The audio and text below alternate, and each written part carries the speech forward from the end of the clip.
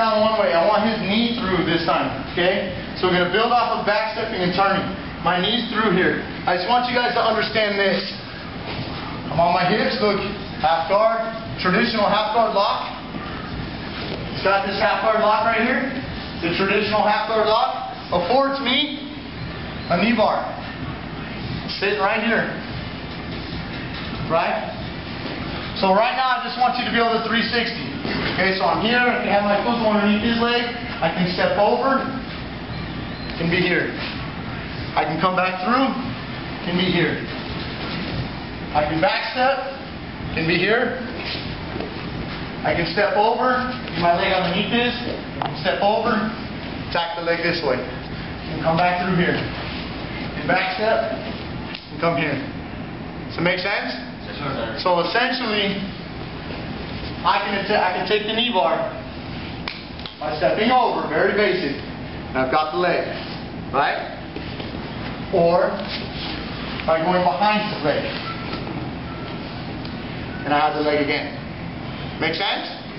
So I just want you to do what we call the half guard 360 right now. Knees down, turn a little bit, knees down in between his half. Not here right now, this is different with the knee through. My knee's still in between his legs. This guy's going to keep his knee down. He can have his, I know there's all kinds of other half guards. I'm not talking about that right now. Very rudimentary. He can hold his shoulders, his arms. If I'm going to push anything on the mat, it's going to be above him. It's not going to so much be over here. Sitting on his hips, and remember I come to my feet. I want to start controlling his legs right away. And go the other way. Hook. Now look how my knees turn. Shift, and then my knee will be able to come to the ground.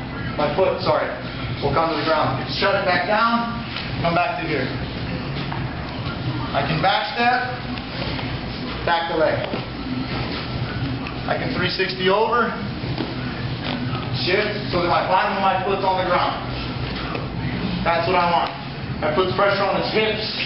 That's what it does here. It has no real pressure on his hips, and I'm on a round surface. So this position here will now put pressure on his hips. You can feel it. Okay? Back step.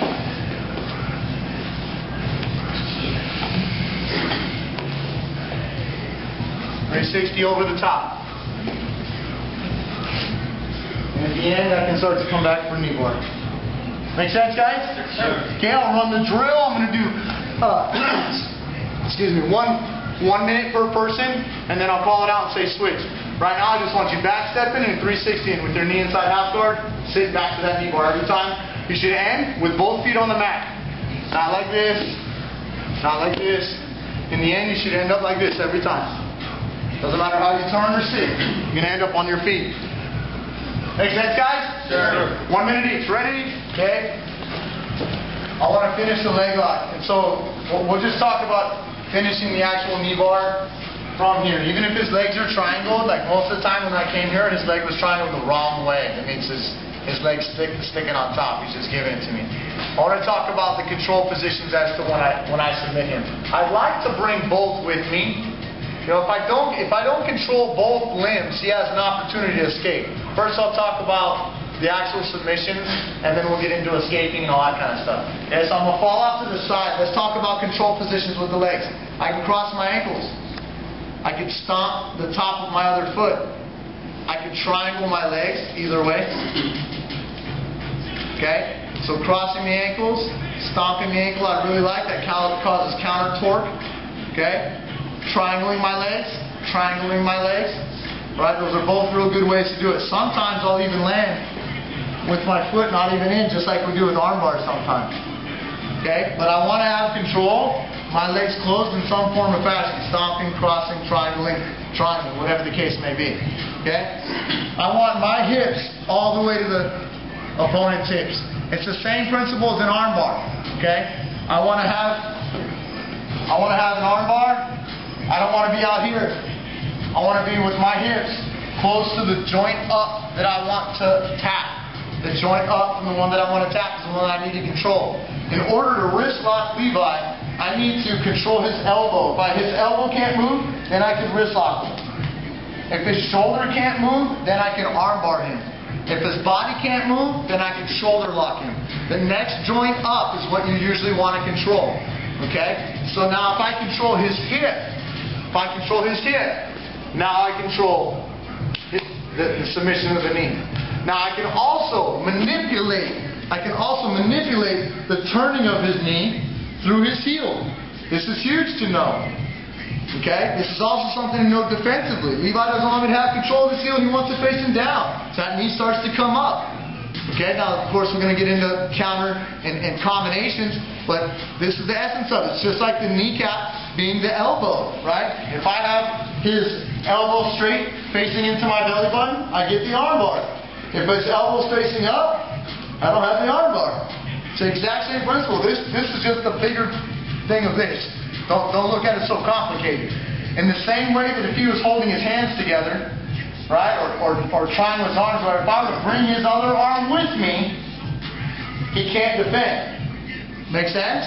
So if I bring his other limb with me, it's harder for him to defend. He can't push the leg off my face. He can't kick, fight, push, anything like that. In the same sense that when I'm here, if I'm able to, I'd rather bring the other limb with me. If I don't control this limb at all, and I just go for the knee bar, he can kick off my butt, he can stand up, he can turn, escape, go ahead, Levi, push, kick, he can turn like this, yeah, he can kick my butt away, and start to pull his leg out. So if I control that limb for as long, that second limb for as long as possible, I have a higher opportunity. One, he can't get to his feet. He can't stand in base, he can't shift the position to 50-50 or turn his knee anyway. If I have both of his legs and stuff like this, I have a better odds of knee barring him. Make sense, guys? Okay, so now when I'm here, I back step, and now let's talk about, he's got his leg triangled maybe even triangled it this way. This is something really, really good I got from Ryan Hall when he came to the school, is that the human beings, or the legs, are not meant to stick together. The feet, okay? They're meant to go forward and walk this way. Levi, cross your ankle, don't let me split your legs, as hard as you can. It's so easy to just split the feet. He's resisting 100%, guys. You got to understand that. Cross the ankles again. Good. Just try and keep your ankles crossed this time. Guys are going to flex and they're going to freak out. Now, if I try and do this, and I try to pull his leg, pull his arm, and all this, or watch. Hold Levi, right? So easy. So easy. Okay? Now, last little thing here. I want to control his kneecap direction through his heel. So two ways that I can control his heel. Through the ball of the split, look, with my head, right? Generally, I want his leg between my head and the floor. Okay, so my opponent's leg is between my head and the floor. Now I'm going to go for the mozzarella, the rear naked choke grip. Now I've got the foot and I've got the kneecap. I can feel it drop right into the socket right here. Squeeze my knees, arch my hips, finish. Could also finish like this, gable grip and pull. Can finish like this. Okay? Some guys will finish like this, depending on what I'm doing with this hand or how the opportunity. And then last but not least, through, driving the hip. This used to be one of my favorites, right? But then when I was defending this, if you get at, or if he's defending this, he starts to rotate. Go ahead, rotate your knee. He starts already putting himself in heel hooks and toe hooks. You know what I mean? So that's a really good one if you can transition to heel hooks. If I can't transition to heel hooks, I'd probably stay with the control over here. I like this control anyway. It's hard for him to get away from it. Okay? So now let's break it down again. I'm going to be here. He triangles his legs. Oh, he's playing safe. Not that way. Yeah. Right? Split his, I want the guy full resistance, locking his legs. Split his feet. Bring that foot with you. Triangle your leg and whatnot. And then immediately come to the rear naked choke. Grip. Control his knee.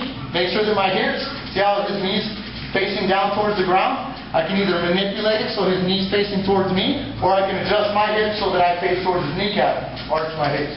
Or I could have pushed his foot down, his heel and his toes down to attack the knee bar. Okay, so let's turn this a little bit. Do it one last time. So maybe I'm here. I back step up. Feet, pull. Can even try and grip this other leg with this hand. See that? Bam, bam. I'm still holding, squeezing. Knee bar. Triangle. Ankles crossed. Stomping on the foot. Either way. Make sense, guys? Sure. Okay, so let's make it complete sense. because I don't want to do the technique singularly now. So he's up. He grabs my neck. I snap into a Russian tie. From here, I start to drive. I grab the single leg. I drop him down. I finish. As I'm coming to side control, I'm going to go aggressive. I back step. He crosses his ankles. I split his feet. I bring it with me. Does that make sense, gentlemen? Yes. Complete the game in your head. Don't think of it as singular techniques. It's a flowing game. Takedown to leg lock. It's going to happen all the time when you put it in your head like that. Ready?